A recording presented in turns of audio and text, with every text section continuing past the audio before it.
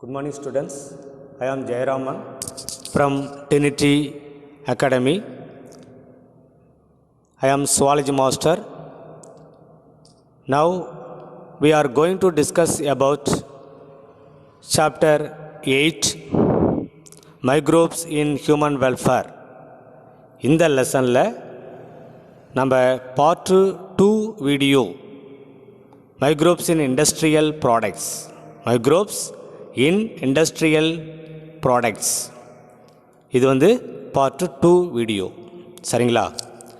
சரி, microbes in industrial products அப்படின்னா என்ன? தொழிற்சாலைகளில் சில பொருட்கள் உற்பத்தி பண்ணுறாங்க இல்லையா, அந்த தொழிற்சாலைகளில் எப்படி மைக்ரோப்ஸை பயன்படுத்துகிறாங்க அப்படிங்கிறதான் நாம் இந்த டாப்பிக்கில் பார்க்க போகிறோம். அதுதான் மைக்ரோப்ஸ் இன் இண்டஸ்ட்ரியல் ப்ராடக்ட்ஸ். சரி, microbes are used to synthesize a number of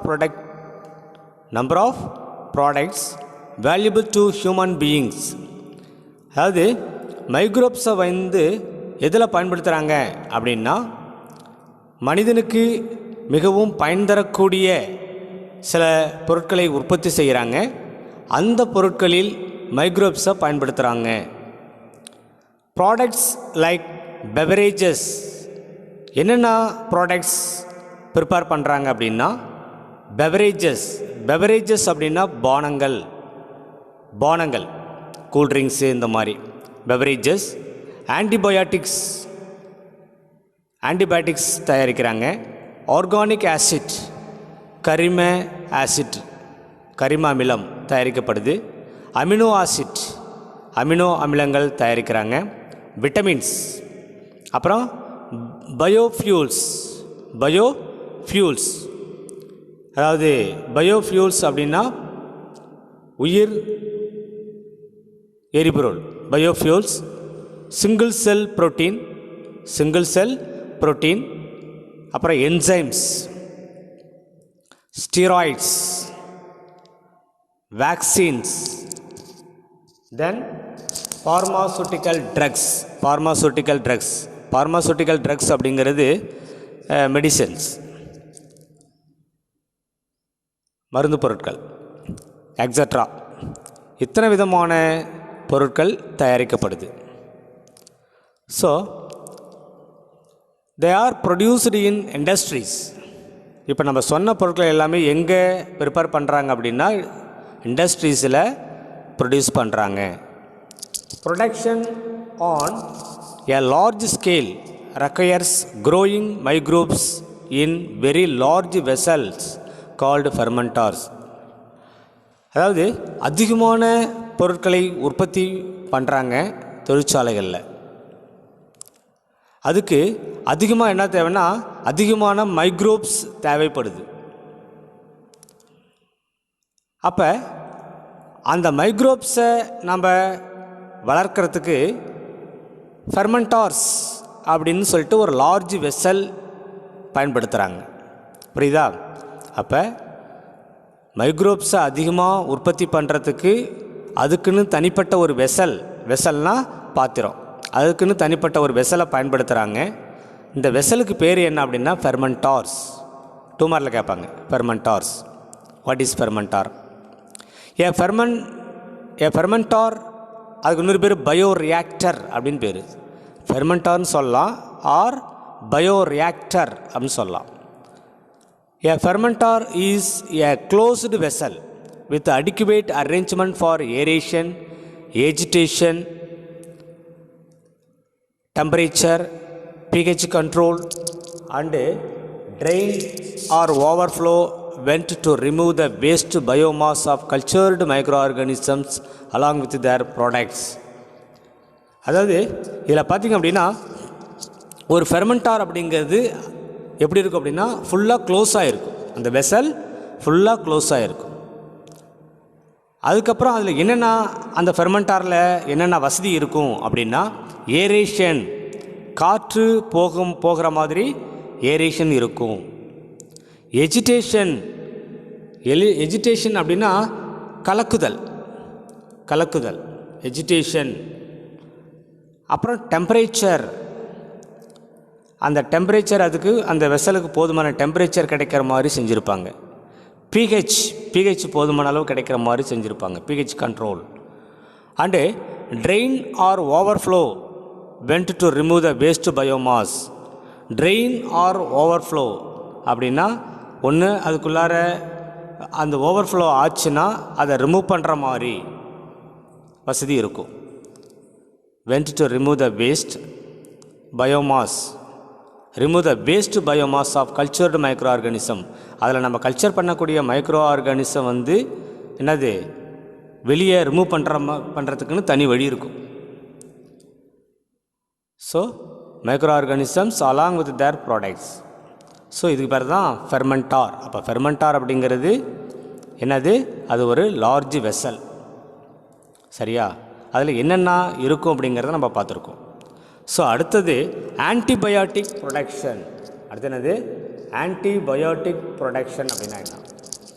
antibiotics are chemical substances produced by microorganisms which can kill or retard the growth of other disease causing microbes even in low concentration. அப்போ antibiotics அப்படிங்கிறது ஒரு chemical சப்ஸ்டன்ஸ்னு சொல்லலாம். இந்த antibiotics எங்கேருந்து produce பண்ணுறாங்க அப்படின்னா சில நுண்ணுயிர்களிலிருந்து எடுக்கிறாங்க. Antibiotics produced from microorganisms, சில நுண்ணுயிர்களிலிருந்து தயாரிக்கிறாங்க அந்த ஆன்டிபயோட்டிக்ஸ். இது எதுக்கு பயன்படுத்துகிறாங்க? Which can kill or retard the growth of other disease. சில நோய்களை உருவாக்கக்கூடிய நுண்ணுயிரிகளை கொல்றதுக்கு இதை பயன்படுத்தலாம். சில நோய்களை உருவாக்கக்கூடிய நுண்ணுயிரிகளை கொல்வதற்கு இதை பயன்படுத்தலாம். அல்ல அந்த நோய்களினுடைய அந்த நுண்ணுயிரிகளினுடைய வளர்ச்சியை குறைப்பதற்கு இதை பயன்படுத்தலாம். ஒன்று நோய் கிருமிகளை கொல்லும், அப்படி இல்லைன்னா அதனுடைய வளர்ச்சியை குறைக்கும். ஸோ அதுக்கு பேர் தான் ஆன்டிபயோட்டிக்ஸ் அப்படின்னு சொல்கிறோம். இதை வந்து ஒரு குறைவான கான்சன்ட்ரேஷனில் பயன்படுத்தலாம் இந்த ஆன்டிபயோட்டிக்ஸை. ஸோ இது வந்து 2 மார்க்கில் கேட்கலாம், what is antibiotics? Antibiotic means against life. அதாவது ஆன்டிபயோட்டிக்ஸ் அப்படின்னா என்ன? Against life. எகென்ஸ்ட் லைஃப்னா உயிருக்கு எதிரானவை, சில உயிர்களுக்கு எதிராக கொடுக்கக்கூடிய மருந்து பொருளுக்கு பேர் தான் ஆன்டிபயோட்டிக் அப்படின்னு சொல்கிறோம். Antibiotics are used to treat diseases such as plague, meningitis, diphtheria, syphilis, leprosy, tuberculosis etcetera. ஆன்டிபயோட்டிக்ஸை எதுக்கு எதிராக கொடுக்கலாம் அப்படின்னா பிளேக் அப்படின்னா உங்களுக்கு தெரியும், ஏற்கனவே படிச்சிருப்பீங்க, பிளேக் படிச்சிருக்கோம். அந்த நோய்க்கு எதிராக கொடுக்கலாம் பிளேக். மெனின்ஜைட்டிஸ் மூளை உறை வீக்கம் அப்படின்னு பேர். மெனின்ஜைட்டிஸ்னானது மூளை உறை வீக்கம். டிப்தீரியா குரல் வளை நோய்.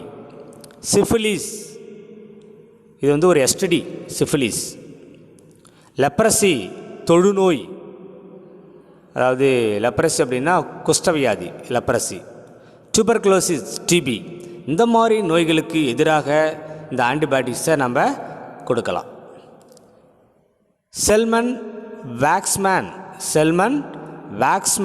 discovered streptomycin and was the first to use the term antibiotic in 1943. அப்போ முதல்ல செல்மன் வேக்ஸ்மேன் தான் ஸ்ட்ரெப்டோமைசின் கண்டுபிடிக்கும்போது ஸ்ட்ரெப்டோமைசினை கண்டுபிடிச்சார். செல்மன் வேக்ஸ்மேன், புரியுதா?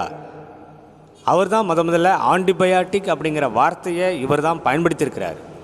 செல்மன் வேக்ஸ்மேன் டிஸ்கவர்ட் ஸ்ட்ரெப்டோமைசின் கண்டுபிடிச்சது யார்? Selman வேக்ஸ்மேன். 1 mark. And was the first to use the term antibiotic. இவர் தான் ஆன்டிபயோட்டிக் அப்படிங்கிற வார்த்தையை பயன்படுத்தியிருக்கிறார். எப்போ? இன் 1943 பயன்படுத்தியிருக்கிறாரு. While working on Staphylococcus bacteria, Alexander Fleming observed a green mold growing in one of his unwashed culture plates around which Staphylococcus could not grow. இவர் என்ன பண்ணார் அப்படின்னா, ஸ்டெஃபெலோகாக்கி பாக்டீரியாவை Alexander Fleming என்ன பண்ணார் அப்படின்னா, ஸ்டெஃபெலோகாக்கி பாக்டீரியாவை ஒரு மீடியத்தில் கல்ச்சர் பண்ணுறாரு. ஒரு பிளேட், கல்ச்சர் பிளேட்டுன்னு பேர். அந்த கல்ச்சர் பிளேட்டில் ஸ்டெஃபலோகாக்கி பாக்டீரியாவை என்ன பண்ணுறாரு, அந்த பிளேட்டில் கல்ச்சர் பண்ணுறாரு. அப்போ அது சுற்றிலும் அந்த பிளேட்டில் ஓரமாக எது அதிகமாக வளர்ந்துச்சு அப்படின்னா க்ரீன் மோல்ட் அப்படிங்கிற ஒரு பூஞ்சை அதில் வளர்ந்துச்சு. அந்த பிளேட்டில் சுற்றிலும் வளர்ந்துருந்தது. புரியுதுங்களா? அது வந்து ஒரு அன்வாஷ்டு கல்ச்சர் பிளேட், சரியாக சுத்தம் பண்ணாத ஒரு கல்ச்சர் பிளேட்டில் ஸ்டெஃபலோகாக்கி பாக்டீரியாவை வளர்த்துட்டு இருக்கும்போது அந்த பிளேட்டை சுற்றிலும் க்ரீன் மோல்ட் அப்படிங்கிற ஒரு விதமான பச்சை நிறமான பூஞ்சை அதில் வளர்ந்துருந்தது. He found that it was due to chemical produced by the mold and he named it as penicillin. He found that it was due to chemical produced by the mold and he named it as penicillin. அப்போ என்ன ஆச்சு, அந்த green mould என்ன பண்ணுச்சுன்னா ஒரு கெமிக்கலை produce பண்ணியிருக்கு. ஒரு கெமிக்கலை ப்ரொடியூஸ் பண்ணினதை இவர் பார்த்தார். அந்த கெமிக்கலுக்கு பேர் என்ன, பெனிசிலின் அப்படின்னு பேர் கொடுத்தார். யார், அலெக்சாண்டர் ஃப்ளெமிங் வந்து அந்த க்ரீன் மோல்ட்டிலிருந்து உருவான ஒரு கெமிக்கலுக்கு பேர் பெனிசிலின் அப்படிங்கிற நேமை இவர் தான் கொடுத்துருக்கிறார். which was the first antibiotic discovered by Alexander Fleming in 1926. இவர் தான் முதல்ல கண்டுபிடிச்ச ஃபஸ்ட்டு ஆன்டிபயோட்டிக் எது அப்படின்னு பார்த்தோம்னா பெனிசிலின். சரிங்களா? பெனிசிலின் அப்படிங்கிறது ஃபஸ்ட்டு ஆன்டிபயோட்டிக். இவர் தான் அலெக்சாண்டர் ஃப்ளெமிங் 1926 கண்டுபிடிச்சார். அப்போ இந்த ஆன்டிபயோட்டிக் தான் ஃபஸ்ட்டு ஆன்டிபயோட்டிக் அப்படின்னு சொல்கிறாங்க. Penicillin is produced by the fungi Penicillium notatum and Penicillium chrysogenum. இந்த பென்சிலின் அப்படிங்கிற ஆன்டிபயோட்டிக் வந்து எதிலிருந்து ப்ரொடியூஸ் ஆகுது அப்படின்னா Penicillium notatum and Penicillium chrysogenum அப்படிங்கிற ஃபங்கையிலிருந்து தான் ப்ரொடியூஸ் ஆகுது அப்படிங்கிறத அலெக்சாண்டர் ஃப்ளெமிங் கண்டுபிடிச்சார். ஒன்மாரில் கேட்பாங்க, Penicillium notatum and Penicillium chrysogenum. It is bactericidal அப்படின்னா ஆன்டிபயோட்டிக்ஸ் தட் கில் பாக்டீரியா, அதாவது பாக்டீரியாவை கொல்லக்கூடிய ஆன்டிபயோட்டிக்ஸ்க்கு பேர் பாக்டீரிசைடல் அப்படின்னு பேர். In action and inhibits the synthesis of bacterial cell wall. இது என்ன பண்ணும், இந்த ஆன்டிபயோட்டிக்ஸ் நம்ம கொடுத்தோம் அப்படின்னா அந்த பாக்டீரியாவுடைய செல் வால் உற்பத்தி ஆகிறத தடுக்கும். இந்த மருந்து போய் பாக்டீரியாவினுடைய செல் வால் உற்பத்தியை தடுக்கும். புரியுதா? அடுத்தது penicillin is also referred as the queen of drugs, மருந்துகளின் ராணி அப்படின்னு பென்சிலினை அழைக்கிறாங்க. பென்சிலின் எப்படி அழைக்கப்படுது, கியூன் ஆஃப் ட்ரக்ஸ். ஒன்மாரில் கேட்பாங்க. And its full potential as an effective antibiotic was established much later by Ernest Chain and Howard Florey when they treated the wounded soldiers in World War II with penicillin. இது வந்து அதிக எஃபெக்டிவாக இருக்கும். இந்த antibiotic வந்து full potential, அதிக எஃபெக்டிவாக இருக்கக்கூடிய ஒரு மெடிசின் அப்படின்னு சொல்லலாம். இது வந்து பிறகு எர்னஸ்ட் செயினும் ஹோவர்ட் ஃப்ளோரி இவங்களும் என்ன பண்ணாங்க அப்படின்னா வேர்ல்டு வார் செகண்ட் நடக்கும்போது அங்கே நிறையா சோல்ஜருக்கு காயம் ஏற்பட்டுச்சு. அந்த காயத்தை குணப்படுத்துறதுக்கு இந்த பென்சிலின் அப்படிங்கிற மருந்தை பயன்படுத்தியிருக்கிறாங்க இவங்கெல்லாம். யார்? Ernest Chain, Howard Florey. இவங்கெல்லாம் வேர்ல்டு வார் II நிறையா காயமடைந்த சோல்ஜருக்கு பென்சிலின் அப்படிங்கிற மருந்தை பயன்படுத்தினாங்க. Fleming, Chain and Florey were awarded the Nobel Prize in 1945 for the discovery of penicillin. அப்போ இந்த பென்சிலினை கண்டுபிடிச்சதுக்காக 1945 நோபல் பிரைஸ் வழங்கப்பட்டது. யாருக்கு நோபல் பிரைஸ் கொடுத்தாங்க? ஃப்ளெமிங்கு, செயின், ஃப்ளோரி, இவங்க 3 பேர்த்துக்கும் நோபல் பிரைஸ் கிடைச்சிது. Antibiotics is the property of antibiotics to kill micro organisms. அதாவது antibiotics அப்படிங்கிறது நுண்ணுயிர்களை கொல்லக்கூடிய பண்புடையது. Antibiotics is the property of antibiotics to kill micro organism. நுண்ணுயிர்களை கொல்லக்கூடியவை அப்படின்னு சொல்லலாம். அதான் ஆன்டிபயோசிஸ் அப்படின்னு சொல்கிறோம். ஆன்டிபயோசிஸ் மீன்ஸ் நுண்ணுயிர்களை கொல்லக்கூடிய ஒரு மருந்து. அடுத்தது ப்ராட் ஸ்பெக்ட்ரம் ஆன்டிபயோட்டிக்ஸ் அப்படின்னா என்ன? ப்ராட் ஸ்பெக்ட்ரம் ஆன்டிபயோட்டிக்ஸ் அப்படிங்கிறது act against a wide range of disease causing bacteria. பாக்டீரியாவால் உற்பத்தி செய்யக்கூடிய அதிகப்படியான நோய்களை, மிகப்பெரிய நோய்களை, அதற்கு எதிராக செயல்படக்கூடிய மருந்துக்கு பேர் ப்ராட் ஸ்பெக்ட்ரம். அப்போ பாக்டீரியாவால் உருவாகக்கூடிய அதிகப்படியான நோய்களுக்கு எதிராக நம்ம பயன்படுத்தக்கூடிய ஆன்டிபயோட்டிக்ஸ் பேர் ப்ராட் ஸ்பெக்ட்ரம் ஆன்டிபயோட்டிக்ஸ் அப்படின்னு சொல்லலாம். நேரோ ஸ்பெக்ட்ரம் ஆன்டிபயோட்டிக்ஸ் அப்படின்னா என்ன? Narrow spectrum antibiotics are active against a selected group of bacterial types. இது பாக்டீரியாவால் உற்பத்தி செய்யக்கூடிய அதாவது செலக்டடாக சில பாக்டீரியாவை மட்டும் இது அழிக்கும். அதுக்கு எதிராக இது செயல்படும். புரியுதுங்களா? they are active against a selected group of bacterial types. அதாவது தேர்ந்தெடுக்கப்பட்ட சில வகை பாக்டீரியாவை மட்டும் இது அழிக்கக்கூடியது. அப்படி அழித்தா அதுக்கு பேர் நேரோ ஸ்பெக்ட்ரம் ஆன்டிபயாட்டிக்ஸ். ரெண்டுக்குள்ள டிஃப்ரென்ஸ் தெரியும். ப்ராட் ஸ்பெக்ட்ரம்னா அதிகமான பாக்டீரியாவை அழிக்கும், அதிகமான பாக்டீரியாவால் ஏற்படக்கூடிய அதிகமான நோய்களை அழிக்கக்கூடியது. நேரோ ஸ்பெக்ட்ரம் அப்படின்னா சில பாக்டீரிய வகைகளை மட்டும் அழிக்கக்கூடியது. இது பேர் நேரோ ஸ்பெக்ட்ரம் அப்படின்னு சொல்கிறோம். அடுத்தது டெட்ராசைக்ளின். டெட்ராசைக்ளின் அப்படின்னா என்ன? Tetracycline is a broad spectrum. இது எந்த வகை? Broad spectrum bacteriostatic antibiotic. பேக்டீரியோஸ்டாட்டிக்னா என்ன? Antibiotics that limit the growth of bacteria. Limit the growth of bacteria. அப்போ அந்த ஆன்டிபயாட்டிக்ஸ் என்ன பண்ணும் அப்படின்னா பாக்டீரியாவுடைய வளர்ச்சியை குறைக்கும். அப்போ பாக்டீரியாவுடைய வளர்ச்சியை குறைச்சா அது பேர் பேக்டீரியோஸ்டாட்டிக் அப்படின்னு பேர். பாக்டீரியாவின் வளர்ச்சியை மட்டுப்படுத்துதல் அல்லது குறைத்தல். அப்படி குறைச்சா அது பேர் என்னது? பேக்டீரியோஸ்டாட்டிக் ஆன்டிபயாட்டிக் அப்படின்னு சொல்லலாம். That inhibits microbial protein synthesise. அதை தவிர இந்த டெட்ராசைக்ளின் என்ன பண்ணும் அப்படின்னா நுண்ணுயிர்களின் புரத உற்பத்தியை தடுக்கும். Inhibits microbial protein synthesise. புரியுதுங்களா? அதாவது நுண்ணுயிர்களில் உருவாகக்கூடிய புரதத்தை தடுக்கும், புரதத்தினுடைய உற்பத்தியை தடுக்கக்கூடியது. இதுக்கு பேர் டெட்ராசைக்ளின். இந்த டெட்ராசைக்ளின் மட்டும் 2 மார்க்கில் கேட்கலாம். அடுத்தது குளோர் டெட்ராசைக்ளின். குளோர் டெட்ராசைக்ளின் அப்படின்னா என்ன?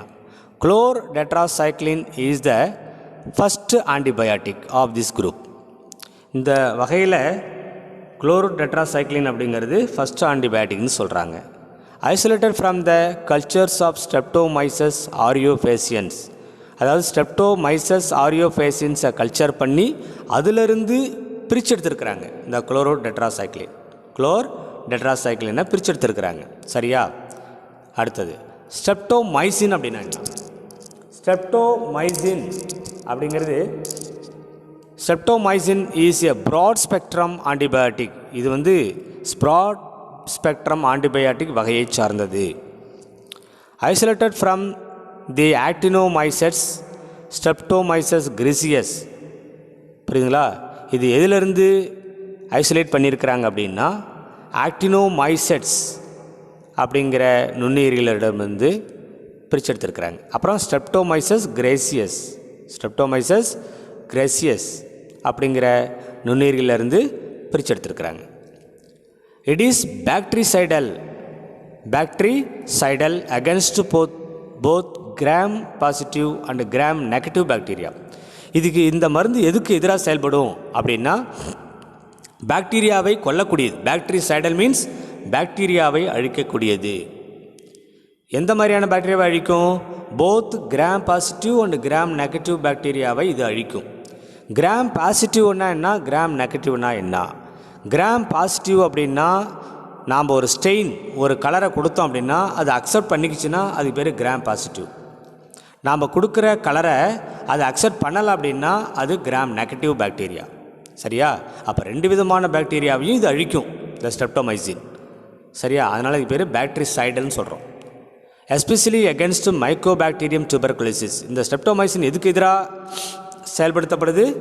Mycobacterium tuberculosis. டிபியை உருவாக்குற பாக்டீரியாவுக்கு பேர் மைக்கோபாக்டீரியம் டியூபர்குலோசிஸ்.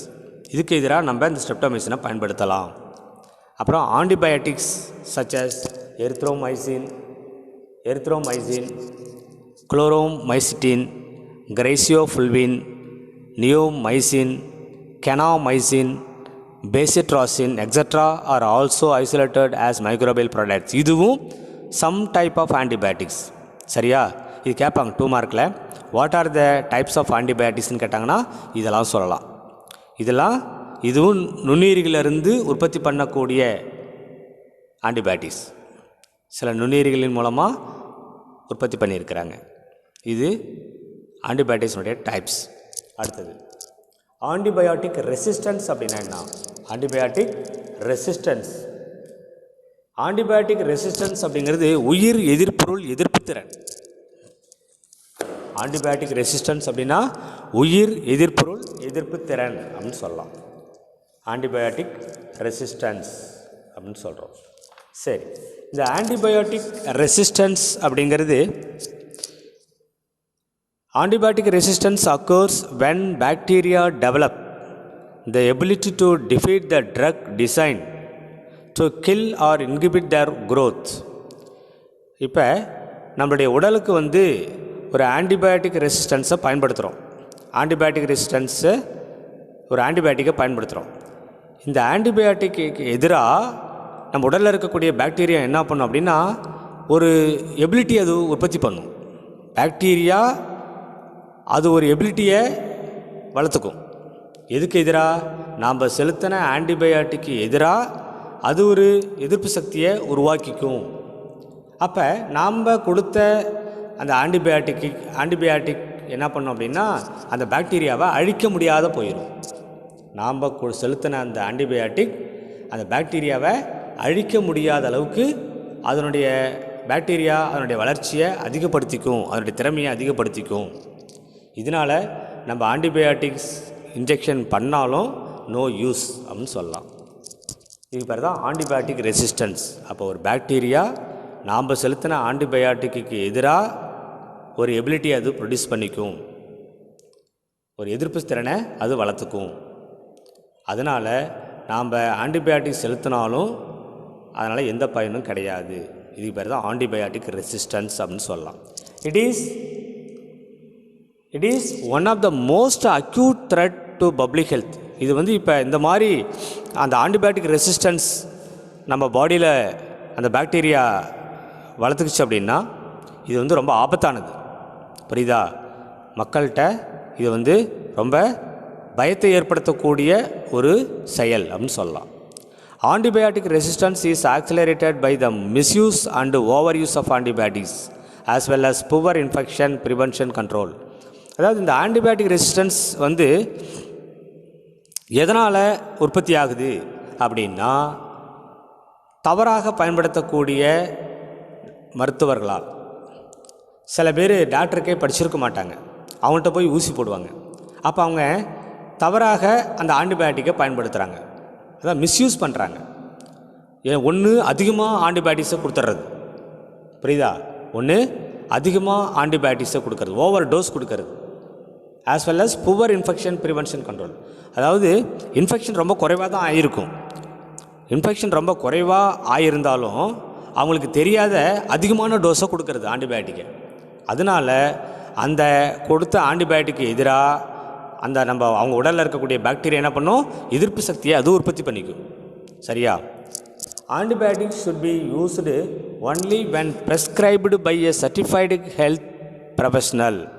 முக்கியமாக ஆன்டிபயோட்டிக்ஸ் யார் மூலமாக பயன்படுத்தப்படணும் அப்படின்னா, முறைப்படி சர்டிஃபிகேட் கொடுத்துருப்பாங்க இல்லையா, முறைப்படி டாக்டர் படிச்சிருப்பாங்க.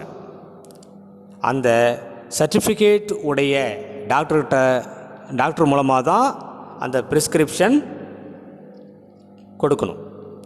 அந்த டாக்டருக்கு தான் தெரியும், முறைப்படி படித்த டாக்டருக்கு மட்டும்தான் தெரியும் அந்த ஆன்டிபயோட்டிக்ஸை எப்படி எந்த டோஸுக்கு கொடுக்கணும் அப்படின்னு தெரியும். அதனால் அவர்கிட்ட தான் நம்ம என்ன பண்ணணும், ட்ரீட்மெண்ட் எடுத்துக்கணும்.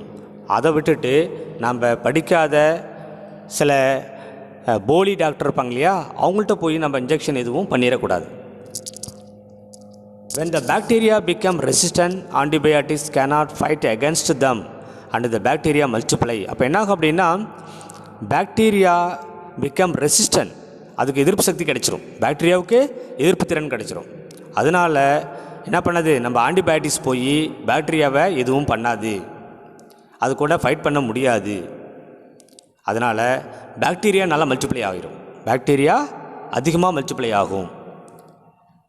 நேரோ spectrum antibiotics are preferred over broad spectrum antibiotics. எப்பவுமே ஒரு டாக்டர், நல்லா தெரிஞ்ச டாக்டர் என்ன பண்ணுவாங்க அப்படின்னா, நேரோ ஸ்பெக்ட்ரத்தை தான் செலக்ட் பண்ணுவாங்க.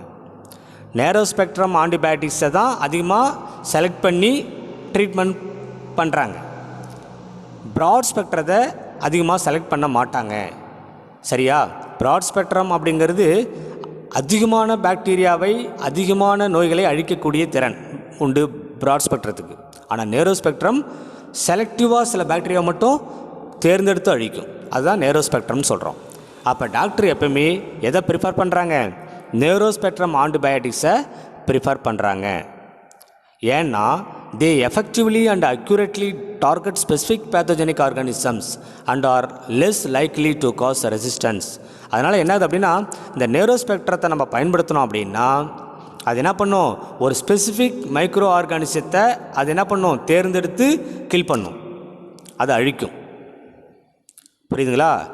R less likely to cause resistance. அதனால் ரெசிஸ்டன்ஸ் பவரும் கொஞ்சமாக தான் உருவாகும். சரிங்களா? அதனால் எப்பயுமே நேரோ ஸ்பெக்ட்ரத்தை நம்ம செலக்ட் பண்ணோம் அப்படின்னா, அது அக்யூரேட்டாக டார்கெட் பண்ணி அழிக்கும், நுண்ணுயிர்களை செலக்ட் பண்ணி அழிக்கும். அதனால் எப்போயுமே நேரோ ஸ்பெக்ட்ரத்தை தான் செலக்ட் பண்ணுவாங்க டாக்டர்ஸ். ஓகே, அடுத்தது super bug is term used to describe strains of bacteria that are resistant to majority of antibiotics commonly used today. ஆக்சுவலாக இந்த ரெசிஸ்டன்ஸ் பவரை அதிகமாக உருவாக்கி கொள்ளக்கூடிய பாக்டீரியாவுக்கு பேர் என்ன அப்படின்னா super buck bacteria. Super buck bacteria அப்படிங்கிறது இது ரெசிஸ்டன்ட் பவரை இது உருவாக்கக்கூடியது. நிறைய ஆன்டிபயோட்டிக்கு இது ரெசிஸ்டன்ட் பவரை ப்ரொடியூஸ் பண்ணிக்கும். அந்த மாதிரி பாக்டீரியாவுக்கு பேர் சூப்பர் பக் பாக்டீரியம். பொதுவாக இந்த சூப்பர் பக் பாக்டீரியாவை சில விஷயத்துக்காக இப்போ அதை பயன்படுத்துகிறாங்க. சரிங்களா?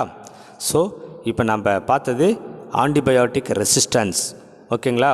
ஸோ இது வரையும் இருக்கட்டும். ஸோ நம்ம இன்னொரு கிளாஸில் அடுத்த டாபிக் ஃபெர்மெண்டட் பெவரேஜஸ் அப்படிங்கிற டாப்பிக்கை நம்ம பார்க்கலாம். ஓகேங்களா?